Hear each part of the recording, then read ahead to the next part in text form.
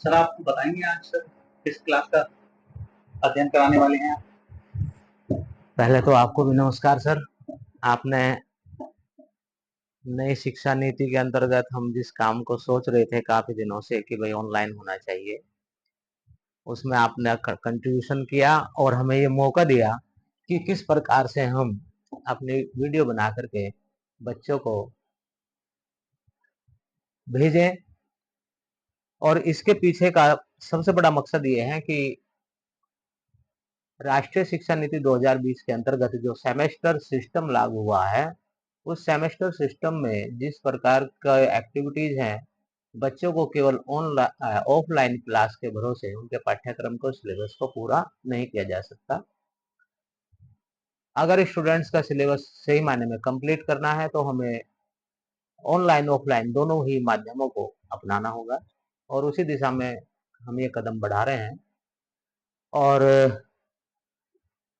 जिस चैप्टर को हम लेंगे, ये कंपनी लॉ एक सब्जेक्ट है, उसके अंतर्गत आता है।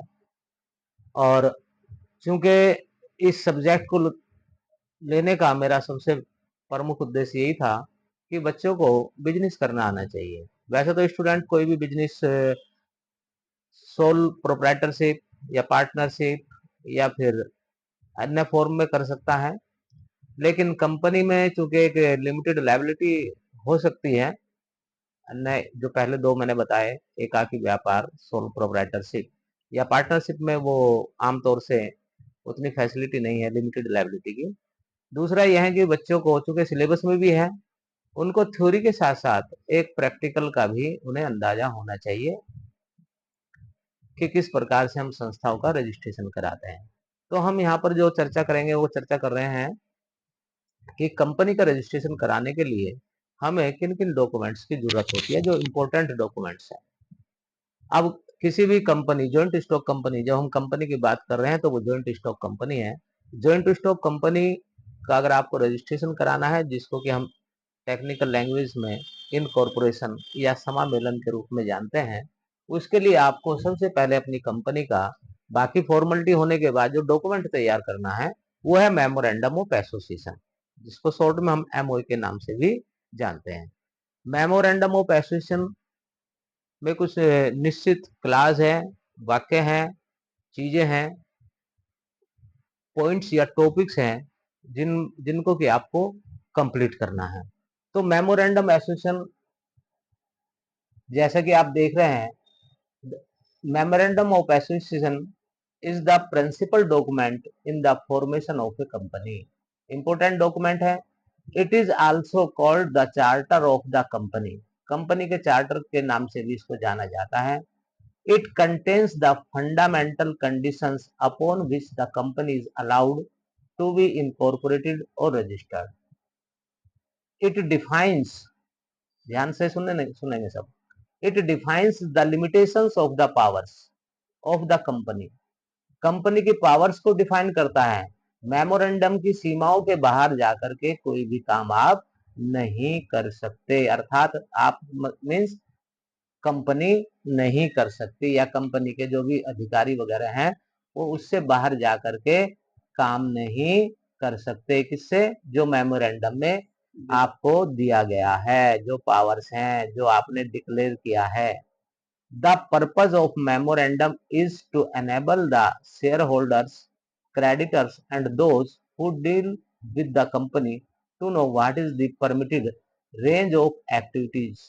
जो बाहरी पक्षकार है, पार्टीज हैं, वो अगर किसी कंपनी से डील करती है तो उन्हें मेमोरेंडम ऑफ एसोसिएशन को अवश्य ही पढ़ लेना चाहिए। कोई भी ऐसी डील किसी कंपनी के साथ नहीं करनी चाहिए जिसकी परमिशन उसके एमओ ए या मेमोरेंडम ना देते हो। Right. It defines the relationship of the company with the outside world. बाहरी पक्षकारों के साथ जो संबंध होगा उसको डिफाइन करती है कौन? आपका memorandum. The memorandum of association usually contains the following 6 classes. 6 classes, 6 वाक्य, 6 चीजें हैं जिसको हमें डिक्लेयर करना होता है, बताना होता है पहला क्लास है इसका नेम क्लास। नेम क्लास अपने आप में क्लियर है कि कंपनी का नाम क्या होगा। यहाँ मेंशन भी है, it contains the name by which the company will be established. जिस नाम से कंपनी की स्थापना होने वाली है उस कंपनी के नाम को यहाँ पर मेंशन किया जाएगा। As you know the approval of the proposed name is taken in advance from the registrar of company. यहाँ पर जो आप नाम देंगे उसको सबसे पहले आपको एडवांस में अप्रूवल लेनी चाहिए उस नाम की। किससे लेनी चाहिए? Registrar of the companies. Her state के लिए रजिस्ट्रार ऑफ कंपनीज अलग अलग है। जैसे अगर हम अपने उत्तर प्रदेश की बात करें तो हमारा आरओसी या रजिस्ट्रार ऑफ कंपनीज जो बैठता है वो आपके कानपुर सिटी में उसका ऑफिस है, वहां पर बैठते हैं। तो नाम क्या होगा, उस नाम का सबसे पहले अप्रूवल ले लेना चाहिए। अप्रूवल लेने की प्रक्रिया है, इसका सिर्फ एक ही उद्देश्य है अप्रूवल का कि कोई ऐसा नाम आप इसमें मेंशन ना करें जिस नाम से पहले से ही कोई संस्था या कंपनी काम कर रही हो। नाम के बारे में और बहुत सारी चीजें हैं, वो एक अलग विषय है, उस पर हम अलग से बात करेंगे। उसके बाद आपका आता है सिचुएशन क्लाज। सिचुएशन क्लाज में क्या है? It contains the name of the state in which the registered office of the company is or will be situated. It contains the name of the state, इसमें आपको state का नाम लिखना है जहां पर कि आपका रजिस्टर्ड ऑफिस एट प्रेजेंट है या फिर आप फ्यूचर में आप उसको एस्टेब्लिश करने वाले हैं। राइट। स्टेट का नाम इसलिए जरूरी है कि उसी से डिसाइड होगा कि आपका कोरोस्पोंडेंस कहां पर होना चाहिए, किस आरओसी के साथ होना चाहिए, कौन आपको रजिस्ट्रेशन का सर्टिफिकेट या इनकॉर्पोरेशन सर्टिफिकेट प्रदान करेगा। The exact address of the company's registered office में be communicated within 30 days of its incorporation.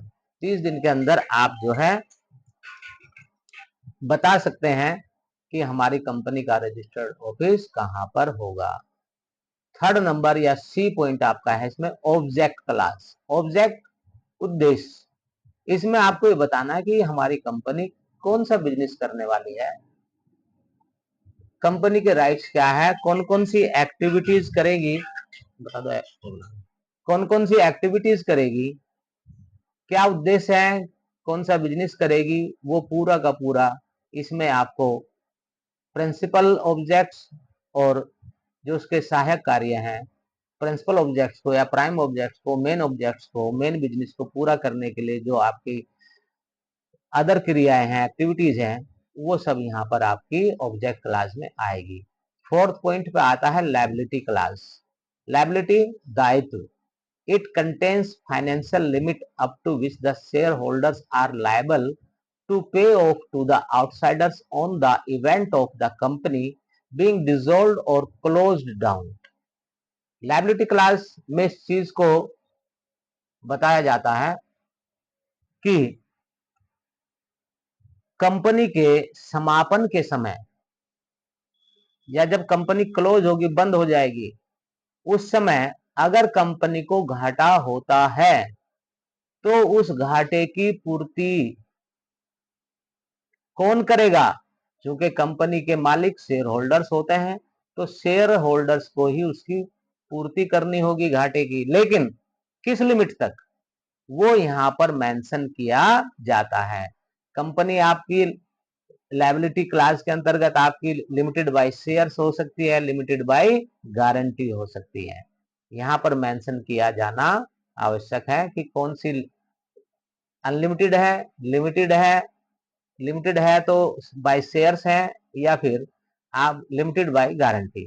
Limited by shares है, इट मीन मान लीजिए किसी व्यक्ति ने 1000 रुपीज के शेयर्स खरीदे हैं, संख्या कुछ भी हो सकती है उसकी, और कंपनी का समापन हो रहा है, कंपनी के समापन के समय कंपनी को बेतहाशा घाटा है, लेकिन अगर किसी एक शेयर होल्डर जिसने कि 1000 रुपए के शेयर्स खरीदे हुए हैं, 600 रुपीज का पेमेंट वो पहले ही कर चुका है, अब केवल कंपनी के समापन पर वो जो बैलेंस अमाउंट है 400 की, वो 400 रुपीज पे करने के बाद अपनी सभी लायबिलिटीज कंपनी के संबंध में उससे फ्री हो जाएगा। उसके ऊपर कोई भी लायबिलिटी इस कंपनी के संबंध में नहीं होगी, राइट। अगर गारंटी भी दी, गारंटी से लिमिटेड है तो वहां पर 1000 में 400 रुपए तो उसको देने ही पड़ेंगे। अगर गारंटी मान लीजिए 500 की है, 500 रुपीज तक है, तो 500 प्लस 400, ये शेयर होल्डर 900 रुपीज का पेमेंट करने के बाद इस कंपनी के संबंध में सभी प्रकार की लायबिलिटी से मुक्त हो जाता है। लायबिलिटी क्लाज में क्लियर होना चाहिए। इसके बाद फिफ्थ पॉइंट आता है capital class. It contains the proposed, क्या आएगा इसमें, it contains the proposed authorised capital of the company. It gives the classification of the authorised capital. एक तो आपको ऑथोराइज्ड कैपिटल जो कि आपके मैक्सिमम सामान्य भाषा में अधिकतम जो कैपिटल आप इश्यू कर सकते हैं वो यहाँ पर मेंशन की जाएगी, जिसे ऑथोराइज्ड कैपिटल के नाम से जानते हैं। उसके बाद अगर उस ऑथोराइज्ड कैपिटल का आपने क्लासिफिकेशन किया है, जैसे प्रेफरेंस शेयर्स हैं, राइट, तो इक्विटी शेयर्स हैं, उसके बारे में बताया जाएगा इक्विटी शेयर्स हैं कितने रुपए वाले हैं, वो पूरा का पूरा यहाँ पर मेंशन किया जाएगा। अगर हम देखें तो इसके लिए हम किसी कंपनी का अगले लेक्चर में आपको मेमोरेंडम दिखाएंगे जो कंपनी रजिस्टर्ड हो। हमारे पास है कुछ मेमोरेंडम, जैसे इन्फोसिस का है, जीएमआर का है और कई कंपनियां हैं, उससे आपको क्लियर हो जाएगा। उस समय हम आपको बताएंगे कैटेगरीज कैसे होगी। इक्विटी शेयर्स, प्रेफरेंस शेयर्स मुख्य रूप से दो ही तरह के शेयर्स होते हैं, इनके नंबर कितने हैं, इनकी नॉमिनल वैल्यू क्या है, राइट, ये सब चीजें आपको बतानी है। कहां पर आपको, कैपिटल क्लास के अंतर्गत। उसकी कैटेगरी क्या है कैपिटल की आपकी। इसके बाद आता है आपका सब्सक्रिप्शन क्लासेस, क्लासेस या क्लॉज। सब्सक्रिप्शन क्लॉज में क्या होगा, देखिए पब्लिक लिमिटेड कंपनी है तो वहां पर इसको आप देख लीजिए एक बार। It contains the name and address of at least 7 members in case of public limited company and 2 members in case of private limited company who agree to associate or join hands to get the undertaking registered as a में company के रूप में, as a company. जो लोग, जो व्यक्ति इस company को बना रहे हैं और चलाना चाहते हैं, वहां पर लिमिटेड कंपनी की कंडीशन में 7 मेंबर और पब्लिक लिमिटेड कंपनी की कंडीशन में 7 मेंबर कम से कम, और प्राइवेट लिमिटेड कंपनी की कंडीशन में कितने मेंबर होने चाहिए, 2 मेंबर्स मिनिमम, जो तैयार हो इस कंपनी को चलाने के लिए। निश्चित रूप से तैयार होंगे तभी ये सब डॉक्यूमेंट्स तैयार हो रहे हैं। तो उन व्यक्तियों के name, address, father's name, occupation, date of birth etcetera कुछ डिटेल्स यहाँ पर लिखी जाएंगी, राइट। ये सब्सक्रिप्शन क्लास के अंतर्गत आपका आता है। और उन्होंने कितने शेयर्स लिए हैं उनका, वो भी यहाँ पर मेंशन किए जाते हैं। ये थे मेमोरेंडम ऑफ एसोसिएशन के ABCDEF, कितने हो गए आपके, ये 6 क्लॉजेज हैं, इंपॉर्टेंट है।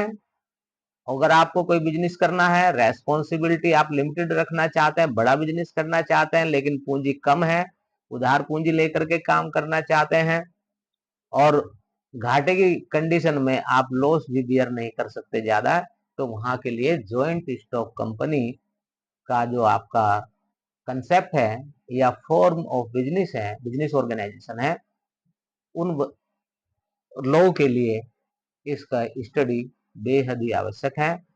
तो भाइयों बहनों, आज हम आपको यहीं पर प्रणाम करते हैं, नमस्कार करते हैं। अगली वीडियो में आपसे फिर मिलेंगे। धन्यवाद। जय हिंद।